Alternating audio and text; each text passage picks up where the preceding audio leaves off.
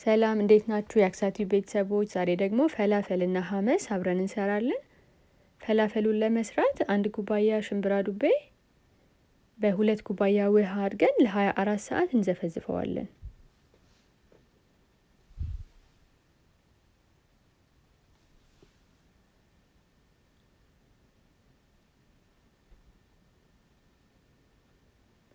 አሁን ከ24 ሰዓት በኋላ ለመስራት እናዘጋጃለን።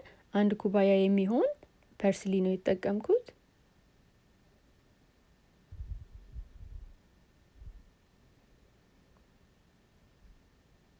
ግማሽ ኩባያ ቀይ ሽንኩርት የተከተፈ።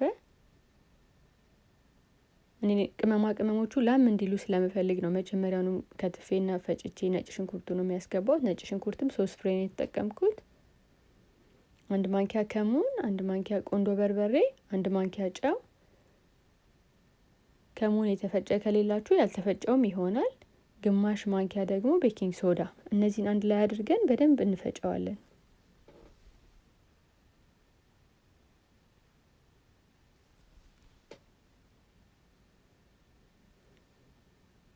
ሽንብራ ዱቤውን መጀመሪያውኑ አንድ ላይ ከቅመሞቹ ጋር ጨምሮ መፍጨት ይቻላል፣ ግን በኋላ ላይ ፈላፈሉ ላይ ምንም የሚታኘክ ነገር አይኖረውም። በጣም ይልምና ፈላፈሉ በቃ ደስ የሚል አይደለም፣ እኔ ሳየው ማለት ነው። በሁለቱም መንገድ ሞክሬዋለሁ።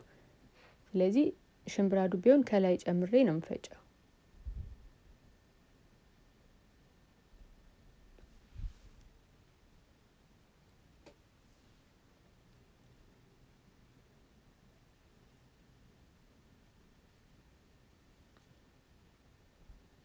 በደንብ ከፈጨነው በኋላ ቢያንስ ለ1 ሰዓት በላስቲክ ሸፍነን በደንብ አድርገን ሸፍነን ለ1 ሰዓት ፍሪጅ ውስጥ ማስቀመጥ አለብን። ሽንብራ ዱቤው የቅመሞቹን ጣዕም እንዲይዝ ማለት ነው።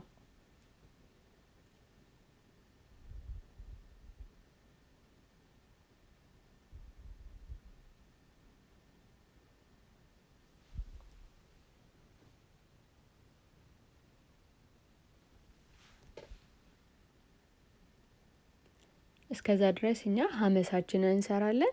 1 ኩባያ ነበር የቀቀልኩት። ያው እንደምታዩት 2 ኩባያ ሆኗል የሽንብራ ዱቤው። ግማሽ ኩባያ ደግሞ ሰሊጥና ዘይቱን ቀድመን መፍጨት እንችላለን። ታሂኒ ይባላል። ግን እኔ የምጨምረውን የዘይት መጠን ለመቀነስ ነው ሰሊጡንና ዘይቱን ቀጥታ የማስገባው ማለት ነው። በሁለቱም መንገድ መስራት ይቻላል። 1 ኩባያ ዘይት፣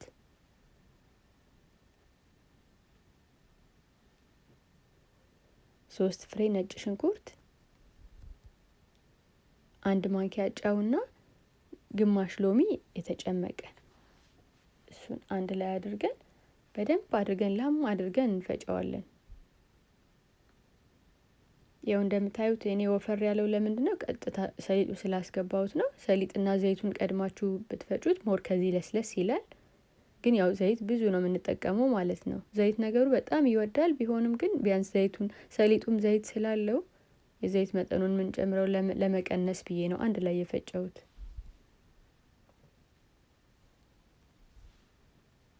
እንደዚህ አስተካክለን ድርቅ እንዳይል ዘይት አድርገንበት ፍሪጅ እናስገባዋለን፣ ፈላፈላችን እስክንጠብስ ድረስ ማለት ነው።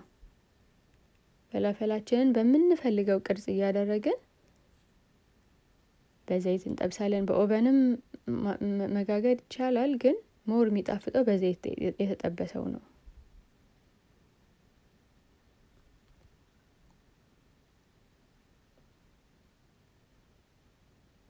ፈላፈል ብዙ ጊዜ ከሰላጣ ጋር አብሮ የሚሄድ ምግብ ነው። ለቁርስም፣ ለምሳም፣ ለራትም ይሆናል። በጣም ያጠግባል፣ በጣም ይጣፍጣል።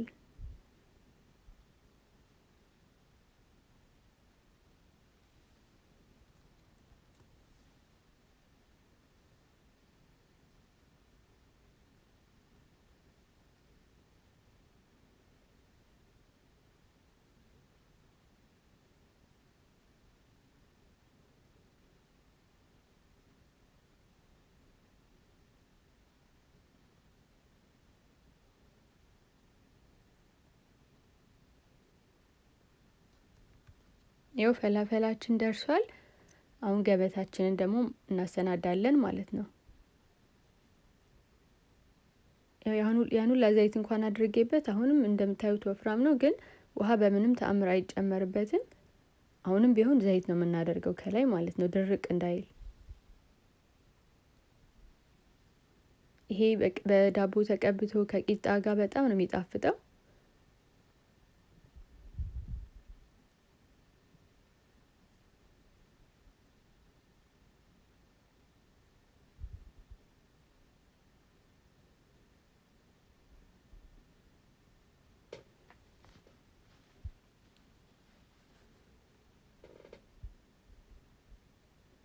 እንደዚህ አሳምረን ገበታችንን መመገብ ነው። እንደምትሞክሩት እርግጠኛ ነኝ። በጣም ነው የሚጣፍጠው። ለአይን ራሱ ይዩት እንዴት ደስ እንደሚል። ስለተከታተላችሁኝ አመሰግናለሁ። በሌላ ቪዲዮ እስከምንገናኝ ድረስ ደህና ሁኑ።